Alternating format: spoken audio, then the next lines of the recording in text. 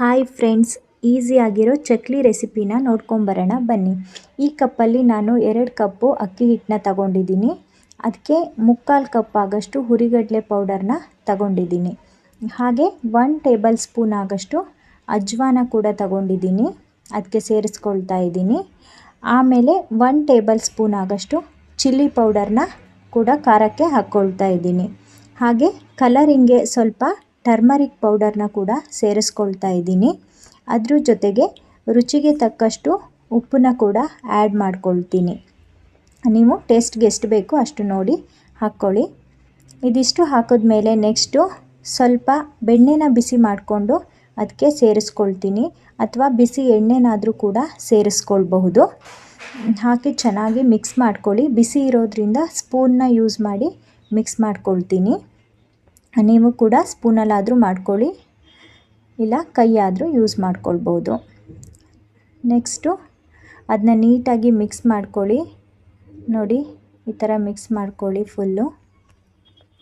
ಆಮೇಲೆ ಕೈಯಿಂದ ನಾವು ಹಿಂಗೆ ಪ್ರೆಸ್ ಮಾಡಿದಾಗ ಒಂದು ಡಾಟ್ ಟೈಪಲ್ಲಿ ಬರಬೇಕು, ಆ ಥರ. ನೆಕ್ಸ್ಟು ನೀರನ್ನ ಆ್ಯಡ್ ಮಾಡಿಕೊಂಡು ಈ ಥರ ಮಿಕ್ಸ್ ಮಾಡ್ಕೊಳ್ತಾ ಇದ್ದೀನಿ. ನೋಡ್ಕೊಳ್ಳಿ ಎಷ್ಟು ನೀರು ಬೇಕಾಗುತ್ತೆ ಅಂತ ಹೇಳಿಬಿಟ್ಟು. ಒಂದು ಚಪಾತಿ ಮಾಡ್ತೀವಲ್ವ, ಆ ಹಿಟ್ಟಿನ ಕನ್ಸಿಸ್ಟೆನ್ಸಿ ಬಂದರೆ ಕರೆಕ್ಟಾಗಿರುತ್ತೆ. ಸ್ವಲ್ಪ ಸಾಫ್ಟಾಗೇ ಬರಬೇಕು, ಇಲ್ಲಾಂದರೆ ಚಕ್ಲಿಗಳು ಒಡೆದೋಗೋ ಚಾನ್ಸಸ್ ಇರುತ್ತೆ.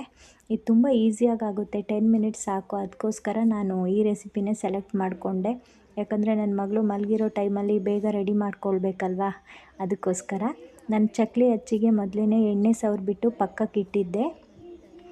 ಈಗ ಈ ಹಿಟ್ಟನ್ನೆಲ್ಲ ಅದರೊಳಗಡೆ ಫಿಲ್ ಮಾಡ್ಕೊಳ್ತೀನಿ. ಎಷ್ಟು ಬೇಕು ನೋಡಿ, ಫುಲ್ ಹಾಕ್ಕೊಳ್ಬೋದು. ತುಂಬ ಚಕ್ಲಿಗಳಾಗುತ್ತೆ ಅಚ್ಚು ದೊಡ್ಡದಾಗಿದ್ದರೆ. ನಾನು ಚಿಕ್ಕ ಅಚ್ಚನ್ನ ಯೂಸ್ ಮಾಡ್ತಾ ಇರೋದು. ಎಣ್ಣೆ ಹಚ್ಚಿ ಆಲ್ರೆಡಿ ಇಟ್ಟಿದ್ದೆ. ಆ ಅಚ್ಚನ್ನ ತಗೊಂಡು ಹಿಟ್ಟನ್ನ ಫುಲ್ ಮಾಡ್ಕೊಳ್ತಾ ಇದ್ದೀನಿ. ನಾನು ರೆಡಿ ಮಾಡ್ಕೊಂಡಿರೋ ಅಷ್ಟು ಹಿಟ್ಟು ಕರೆಕ್ಟ್ ಆಗುತ್ತೆ ಅನಿಸುತ್ತೆ. ನೆಕ್ಸ್ಟು ಶೇಪ್ಸ್ದಿರುತ್ತಲ್ವ, ಅದಕ್ಕೂ ಕೂಡ ಎಣ್ಣೆ ಸವರಿಟ್ಕೊಂಡ್ರೆ ಒಳ್ಳೆಯದು, ಹಿಟ್ಟು ಅಂಟೋದಿಲ್ಲ ಅಂತ ಹೇಳ್ಬಿಟ್ಟು ಅದಕ್ಕೂ ಎಣ್ಣೆ ಹಚ್ಬಿಟ್ಟು ಇಟ್ಕೊಂಡಿದ್ದೆ. ಅದನ್ನು ಕೂಡ ಹಾಕ್ಕೊಳ್ತಾ ಇದ್ದೀನಿ. ನೆಕ್ಸ್ಟು ನಾನು ಆಲ್ರೆಡಿ ಎಣ್ಣೆನ ಕಾಯಕ್ಕೆ ಇಟ್ಟಿದ್ದೆ. ಎಣ್ಣೆ ಕಾದಿದೆ ಅಂತ ಅನಿಸುತ್ತೆ. ಡೈರೆಕ್ಟಾಗಿ ಎಣ್ಣೆಗೆ ಚಕ್ಲಿನ ಒತ್ತೋಕ್ಕೆ ನಂಗೆ ಬರೋದಿಲ್ಲ. ಅದಕ್ಕೆ ನಾನೇನು ಮಾಡ್ತೀನಿ ಅಂದರೆ, ಒಂದು ಪ್ಲೇಟ್ ತೊಗೊಂಡು ಅದ್ರ ಮೇಲೆ ಈ ಥರ ಬಿಟ್ಕೊಳ್ತೀನಿ. ಒಂದೊಂದು ಸೈಜ್ ಇದೆ, ನಿಮ್ಗೆ ಯಾವ ಸೈಜ್ ಬೇಕು ನೋಡ್ಬಿಟ್ಟು ಹಾಕ್ಕೊಳ್ಳಿ. ನಾನು ಸೈಜ್ ತೋರ್ಸೋಕ್ಕೋಸ್ಕರ ಒಂದು ಚಿಕ್ಕದು ಒಂದು ದೊಡ್ಡದು ಆ ಥರ ಮಾಡಿದ್ದೀನಿ. ಶೇಪ್ಸೂ ಅಷ್ಟೇ.